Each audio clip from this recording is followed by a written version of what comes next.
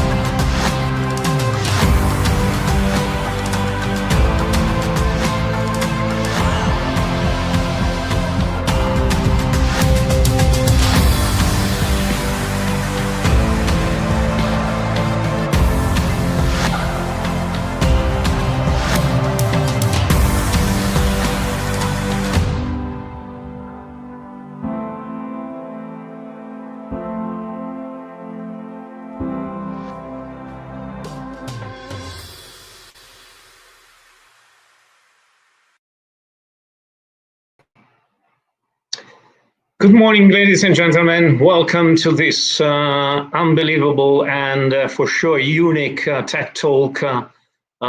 This year is a very great pleasure to speak with you from Istanbul in Turkey. Now it's 2 o'clock in the afternoon. I have a wonderful view of the Bosphorus Channel beyond me, but it's quite impossible to see for the light. Very impressive that we receive in a sunshine day in Istanbul. And it's a very deep pleasure to make this tech talk in English again after a long time, just to welcome a very important speakers, just for the title of the tech talk, and obviously for the importance to be with you and just talking about the trends, because the title of the tech talk today is Technology Innovations Drive 2025 Media Trends, with these amazing speakers. First of all, apologize for the absence of Diana Arsenibai Kairon. Diana is in an important meeting and what is impossible to welcome Diana, but for sure will be in the next future. And now it's time to present our speakers, and you will see the kind of energy, atmosphere, and more that we live together today, even for a lot of people that watching us. So welcome, first of all, is in Beirut, Lebanon. So it's quite not so far from Istanbul, and it's quite interesting to welcome Mr. Wissam Sabah, the Mangomolo. If you remember Wissam in Lucca in the edition of the last year, Wissam, just to smile and to say hello to our audience, because it's a great honor to welcome you. Thank you, Andrea. Thank you for having me on this platform. Yeah, oh, and just a question. In your opinion, beyond the activities of Mangomolo, what is the most important trends actually? Look, lately AI has been the biggest word that we are hearing in the industry. And I think because it taps into different parts of the media sector. So I would say that this is not a trend, it's more of a future for how the industry is changing. So AI is definitely one of those big words. We do have another few, but I think AI is the most significant one to talk about. Okay, thank you so much. So in Beirut now is 1:07, and we go instead in Oxford. Well, I guess now is 11:07. It could be, Jonathan. Welcome. It's exactly 10 past or 7 minutes past 11. You're quite right, Andrea. And it's, as always, it's a huge pleasure to share a stage with you. Always enjoyable. Yeah, it's amazing. In your opinion, what is the trends this year? Yeah, so for us, it's efficiency really sums up what we're needing to do for our customers. The amount of content that's being contributed and the amount of content that's being distributed is ever growing. And we can use and things like AI and stuff form a part of that. But really, our focus is how we get that as efficient as possible for our customers to deliver and be able to do that, at scale. Yeah, you remember a quite refrain that we heard 10 years ago, the content is king. But in my opinion, it's impressive the amount of content and production of video that we assist in this moment. Yeah, absolutely, and content still is king, right? But we need to do it and preserve the margin for that monetization. So that's the challenge, right? We will discover that. And so here in Istanbul, there is Bahadir Kulur from TV Extra. Bahadir, welcome. Hello, everybody. Hello, Andrea, and thanks for having me for the first time. You have a lot of announcement to do and to realize to us, because from some campaign realized with, for example, Turkish Airlines, and it's quite an interesting model, because an airline company is involved in advertising, a new model of the advertising. It could be that happened something with a very important manufacturers just 10 days ago. It could be. Yeah, a couple of weeks ago, correct. Yeah. So we will reveal very, very soon. But first of all, just to understand the trends and the activities of our speakers, now we present Mango Molo. Today, you have to deliver content on demand, on the go, on every device. You have to move faster when you manage, monetize, and maximize the value of content. You need a partner, not just a platform. You need a team behind you. You need Mango Molo. We combine an expert team with an award-winning platform delivering back-end and front-end OTT content services. We help anyone scale to serve millions of viewers with simple, powerful, end-to-end solutions and 24/7 support. Set your OTT strategy, grow audiences, and capture new revenue with a platform purpose-built to empower you to rapidly go to market without adding complexity. Leave the technology to us. Accelerate your digital journey. Get started today. Mango Molo. Fast forward to your digital future.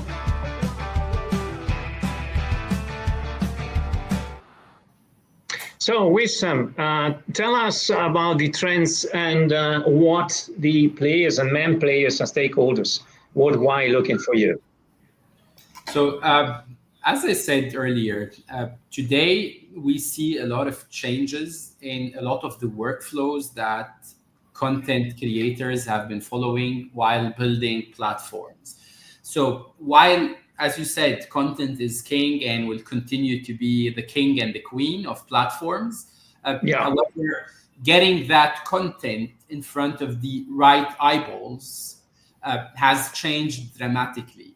And I mean, with platforms, basically you can serve content anywhere all over the planet, no matter where you are, as long as you have some cultural similarities. And what AI is bringing on top of that layer is that it's streamlining a lot of workflows. It's making the processes for the broadcasters much more efficient, much more cost effective. And it's adding another layer of flexibility to platforms where you can personalize things in a completely different way. So if you are, Andrea, for example, going onto a specific platform, whatever you see is going to be tailored for you as Andrea based on what you like and what you don't like. Even with some, because as you know, you are in Beirut, we are with the Bahadir in Istanbul, and Jonathan is in Oxford.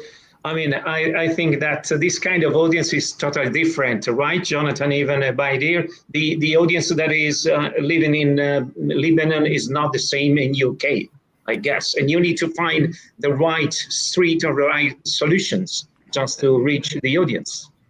Yeah, exactly. I think that's a really interesting point, and we're seeing exactly that same pressure on the networks we build, because that work that's getting done to create all the variants to deliver to the consumers, that work has changed from us having quite a centralized approach to, of course, the more personalized you get, the closer to the edge of the network you have to get when you create those variants as well.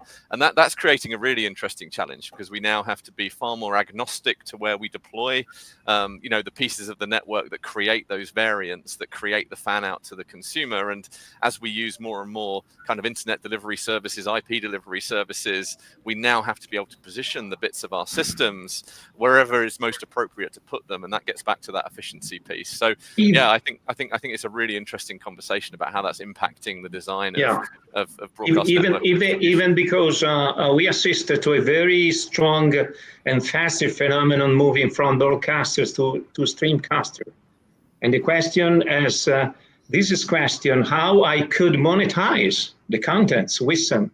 How you have a solution?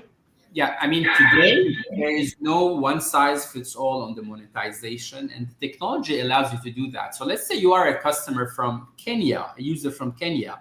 I would know that. I would know how you like to pay, and I would position M-Pesa in front of you, for example.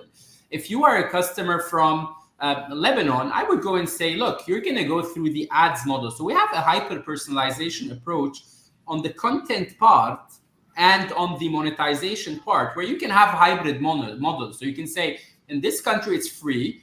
In Luca, it's subscription. In Africa, it is pay-per-view, and you have 2 hours to be able to watch for free as a trial. So that is also adding a lot of value for monetizing the content in so many different ways. So it's maximizing the value of content. For that same piece of content, you can sell it in so many different ways. And that in itself is hyper-personalized, utilizing AI and machine learning. So that gives you a lot of flexibility as to no one size fits all business model is going to be positioned in front of your user or consumer. So I intend that you are like a doctor or a pharmacist, that you need to take the pressure and the HA of the broadcast and the company to resolve their problems, because it's quite impossible to manage a global competition as in this way. You are a Google, and you can create a custom-made, beautiful suit for anyone very quickly, and they're going to love it and buy it because you know a lot about them. And Jonathan, from your side, what is your solution to the broadcasters and the media company? Because we know exactly the Nimbra solution, the cloud opportunity to better have a process in terms of distribution and production. So I guess that you innovate a lot, and the evolution is quite near.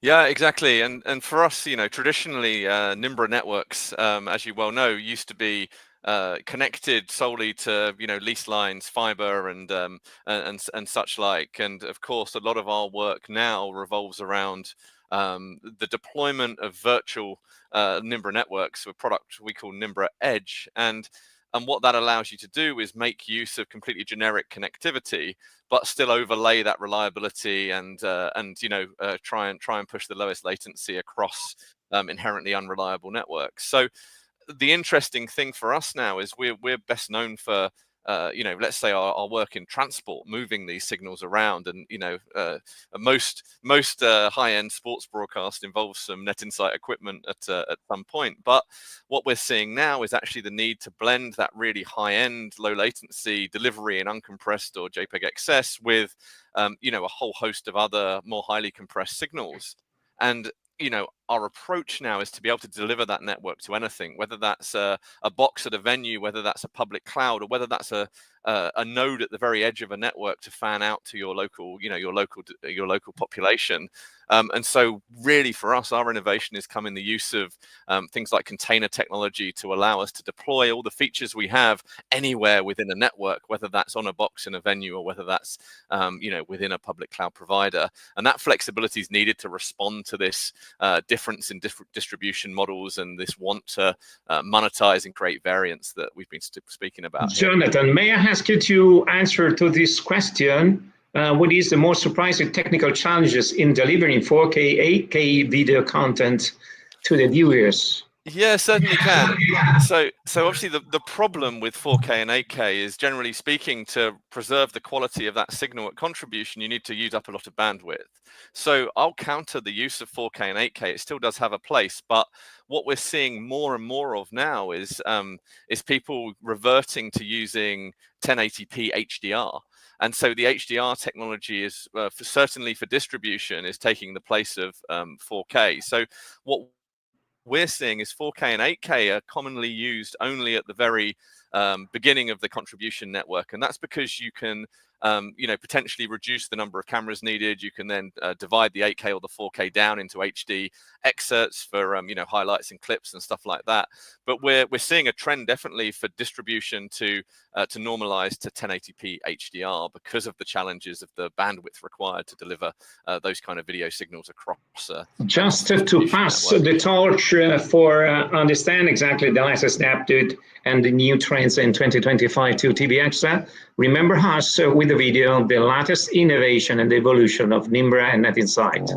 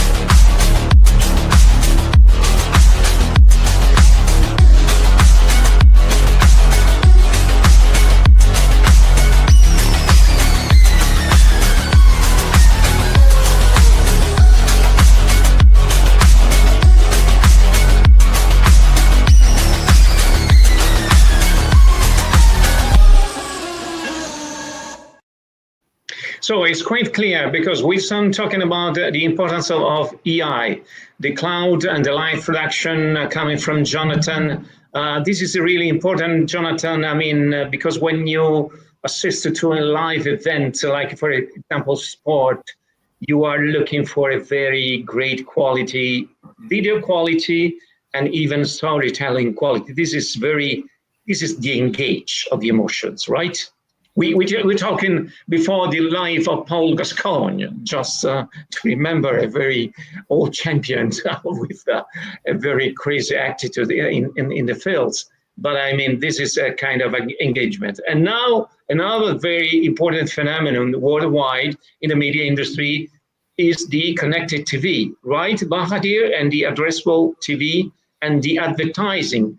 How the advertising take a very important role in the video is right.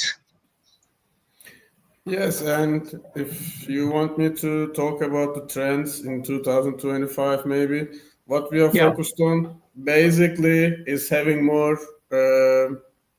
targeting options. You know, the data is important for us as well. So as you said in the beginning of the meeting, we have launched our partnership with LG, Connected TV Ads, which will give us a broader targeting options, especially on the content side, because the content is really important for targeting. And this will give us linear TV content targeting, LG channels, viewership targeting, streaming, app usage targeting, game console targeting, and etc. So when we combine with our addressable TV technologies and so Bahadir, I'm sorry, you have quite clear with this kind of innovation that the monetization, as we some talk before, is a real fact, is an evidence, right? Look, I think what Bahadir said is quite important, and especially on the connected TV part, Andrea. What connected TVs deliver is captivity and collective viewership, which usually you don't look at when you're looking at web or mobile, because when you're on connected TV, basically it's not one person watching a lot of the time, and it has much higher captivity than when you're watching on the small screen. Your attention span is different, and hence the monetization on connected TV brings in significantly much higher revenues. And that's why it's a crucial part of the distribution strategy of every platform and every broadcaster. They have to be on connected TV, and that resonates with their initial viewing experience. So 10 years ago, you used to watch on that same machine. Today, you can watch on that same machine. The vehicle is the same. It's just that the way that the distribution has happened has changed. So I think that's why it's quite important, and I would second Bahadir on that. Because Bahadir, the quite impressive concept and paradigm now. In the past, for example, taking note about, for example, UK, Jonathan, help me. The main stakeholders in the media industry was BBC, Channel 4, ITV, I guess, right? Exactly correct, yes. Now you have even this, for example, giant of the manufacturers industry, like, for example, LG and Samsung, that is another player in the market. Yeah, absolutely. But what's interesting, I think, about what local broadcasters, let's say regional broadcasters, still bring is they've got a very good understanding of the demographic. So certainly in the UK, it's still true that even through connected TVs and devices, those national broadcasters still manage to engage the audiences probably better than a lot of other platforms. It's not true everywhere in the world. This behavior is different depending in different areas, but certainly in the UK, the role of the local broadcasters are still very important, even though they're now delivering their services through, connected TV apps and things like, other fast channels and things like this haven't quite had the same impact in the in this area. Just to add something to. Oh yeah, sorry. No, go ahead. Just to add one thing to what Jonathan said, I can also maybe add that, for instance, in programmatic in DSP, in web or mobile, you're targeting the content, first party, third party data, but I mean, you don't ask where the source is coming from. So with these manufacturing ability to target the data, so it's going to make the smaller channels, I can say, much more important maybe, because for, let's say, a sports lover is watching sports. It doesn't have to be on, for instance, on Bein Sport. It can be also on sorry, LG TV channels, or if you are looking for a teenager who is playing PlayStation like 8 hours a day, that's how you can do it through the manufacturer targeting capabilities. And I find it very interesting and also important because it's the first party data and it's going to be very useful for content targeting, for demographic targeting. And yeah, that's what I can add to maybe Jonathan said. Yeah, just because there is another word that I had always in the media industry is programmatic advertising. So this is another opportunity in this way. So I make a question to all, Jonathan, Wissam, and Bahadir. What is the solutions? I mean, I would like to thanks Digital News, our media partner, for the question. You need to think globally and act locally, or vice versa. What is the solution to have a very important approach? Yeah, I think there's advantage in being local. You understand your audience a lot better. You naturally should be able to engage them. And if we talk a lot about monetization, and monetization does increase with globalization, right? You should be able to get more eyes on it, but at the same time, your core business can also drive engagement well, and without engagement, you don't have monetization opportunities. So I think for any local broadcaster, there's opportunity to distribute globally, but also that kind of core local personalized kind of broadcast to your market is going to remain increasingly important in my view. Okay, I think the same. Yeah, localization is localization is the most important. Yeah, most important, local.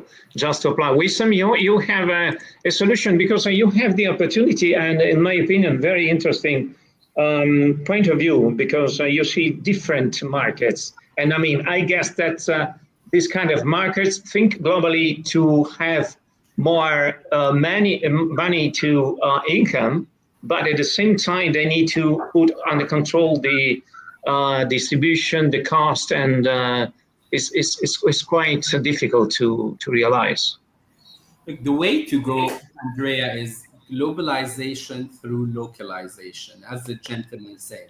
And today, no matter how niche your audience is, there is a market. So let's say you are a content creator that creates content for golf lovers. While in your community, you can have 10,000 people who love golf. With OTT, you can reach out to the entire world pretty much at a very low cost. So you're going to find 10,000 people in Africa, 100,000 people in the MENA, 200,000 people in Europe. So that makes up a market. So there is a market, no matter what kind of content segment you're in. And my advice, and this is something where a lot of platforms go wrong, do not try to be the platform of everything.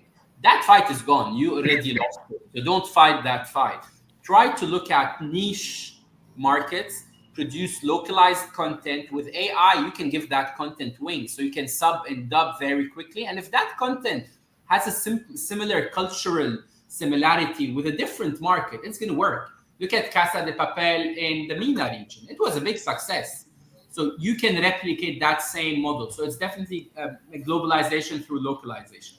Thank you, Wissam, because you're talking about the Casa de Papel, and it's a very amazing experience that during the FED España 2025, we will discuss with the Address player, because as you know, the history of Casa de Papel is quite interesting, because Address player and Address Media distribute the contents, I think in 2017, with a very important success, but nothing compare with the Netflix distribution. So it was very funny. And I could reveal a secret, and I'm sorry that it could be that Atos Media now following the tech talk and probably beat me on the fingers, and I will ruin my life. From that point, Netflix now buy all the productions from Address Media before the Address Media decide 15 or 20 days before to distribute locally in Spain that kind of content. So it's quite important just to have a pretext to make money and to have a great, good distribution. So we have just 1 minute. Jonathan, let us know about the recent interesting point that you discovered in our media industry, in our world, that is quite interesting to take control, to evaluate, put in attention. There is, in your opinion, very key figure for the next future. Yeah, so I think we should be astonished at the amount of streams that are getting looked after by some media broadcasters. I was at a meeting last week in Los Angeles, and just to put in context what we're dealing with these days. This is the reason of my question, because you attend a lot of events worldwide, so. Yeah, so exactly. I'll give you a soundbite from a customer meeting last week. This customer is dealing with 600,000 live events per year and creating over a million hours of live content. And to do that at scale can't be done with traditional broadcast approaches. So we have to think differently, and people are doing this outside of traditional broadcast already. We have to learn. We have to think quickly and innovate. And it's astonishing how much work is being done in media in this industry at the moment. So this is from your point. Wissam, what is important now to evaluate, because it will be the trends and the topics for sure more discussed in our industry? I think it's definitely important to look at how you can deliver quality content to anyone all over the world, and how you can maximize the value of content. At the end of the day, no matter who you are, a content creator, a broadcaster, or a rights owner, your purpose is to make money out of that platform. So I think the question that you need to answer is how you can utilize all these trends like AI and fast and all these words that you hear to maximize the value of whatever content you produce. And while it makes you more money to sell that content elsewhere, keep in mind that the next 10 years, for you to be relevant, you need to have first line of access to that user. To stay relevant, you need to own your distribution as well. So those are the things that I would want to say, to look after for the year to come. Thank you. Just before to pass and conclude with Bahadir, remember the FAD España 2025 next March 27 in Madrid. You have the opportunity to register in the website effead.show and just to attend the event. And obviously a new great edition in June 5 and 6. And we have a very exclusive announcement today for you, just the confirmation that Disney will be there. So another great player with other stakeholders. So Bahadir, let us know in 30 seconds the importance of the engagement of Turkish Airlines in the campaign and Addressable TV. Will we show the video? Or? No, we will conclude with the video. Just your comments, okay. We will conclude with the video. Okay, so the campaign was built on as I said before, targeting details are very important for the campaign. And we have separated like drama lovers and Turkish language TV users and some other targeting options from the connected TV. And at the end of the campaign, we had really good CTR rates, view-through rates, and sales numbers were really good as well. So, as I said before, content is important, and the targeting capabilities and knowing the details of your targeting audiences is the most important, I can say, again. So if you take note that an airplane with all the passengers inside is another platform that is in, Jonathan's right, huh?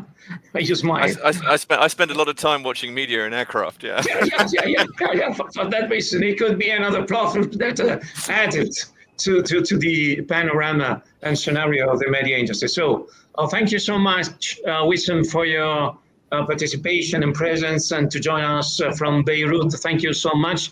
See you in Lucca, I guess. I will be joining Lucca, definitely. Thank you so much. I never miss anything. Okay, and thanks for the so kindness and generous words about the event. But as I underline every time, that all the delegates that contributed to participate in the events are responsible for the success of that events in June. So Jonathan again will be in Lucca again in June. Thank you so much, and thanks to Bahadir, and congratulations to your city, because it's amazing, great energy, sparkling atmosphere. It's worth it to come here and to visit Istanbul. So thank you so much. We are looking forward to see all you here. Okay, back to the restaurant that we spend a very amazing night. Just to all you are invited, not too much, but you are invited to be part of the joint. We are doing groups, maybe one group. Yeah. We make it sure. Okay. Thank you, Wissam, Jonathan, Bahadir. Thank you to our audience to enjoy the Tech Talk. We will be again with an Italian Tech Talk in 2 weeks. No, it could be in Spanish, because went before the Fed España. So stay tuned, and thank you again to join us. Have a good day.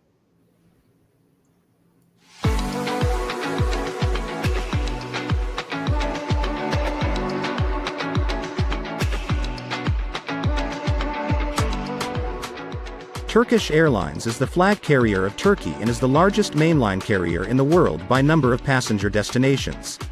Under the brand theme Turkey, a country of wonders, the airlines aim to drive higher tourism from the MENA countries. That's where Turkish Airlines partnered with Arabi Ads Connected TV Advertising to strengthen association with the brand theme. Here's how it worked. In step 1, we started by identifying the top potential countries and targeted Bahrain, Iraq, Kuwait, Qatar, Saudi Arabia and UAE. In step 2, we created a user cohort on Connected TV, a pool of audience, aged 25 to 45, living in these countries, international travelers who watch Turkish TV series, lifestyle seekers, fun and entertainment seekers, while also adding additional filters to reach niche audiences. Once identified, these users were then targeted on the home screen of LG and Hisense TVs as soon as they switched on their TVs. The home screen ads aided in effective storytelling with audio-enabled videos in non-skippable format. Once users moved from home screen to open apps on TV, our platforms targeted these users inside apps too with in-stream ads. Coming to the results. The integrated ad experiences across the TV navigation was a massive success for the brand theme Turkey, a country of wonders. The campaign reached over 790,000 CTV devices across the countries, with Saudi Arabia, UAE and Qatar showcasing the highest reach. With a unique USP of interactive videos, the campaign enabled users to know more by clicking on the videos. During the weeks, Saturday and Sunday witnessed the highest intent to know more. As CTV is digitally enabled, the targeting precision was high, reaching over 49% of audiences who showcased an interest in travel and tourism. The campaign created a paradigm shift in using a more measurable, impactful, and innovation-first channel for strengthening brand association in the tourism segment. Connected TV advertising, highly targetable, highly measurable, just like how TV advertising should be.